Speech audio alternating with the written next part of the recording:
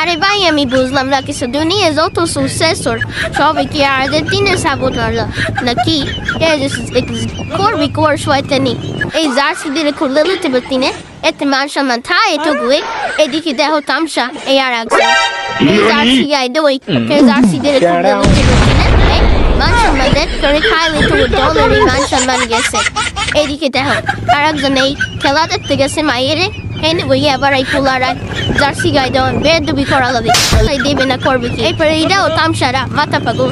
আপনি আর্জেন্টিনা কেমন সাপোর্ট করেন? আর্জেন্টিনাতে ভালো ভালো প্লেয়ার আছে। একটা প্লেয়ারের নাম বলেন তো। মেসি, সাকিব আল হাসান, মুশফিকুর রহিম, তামিম ইকবাল।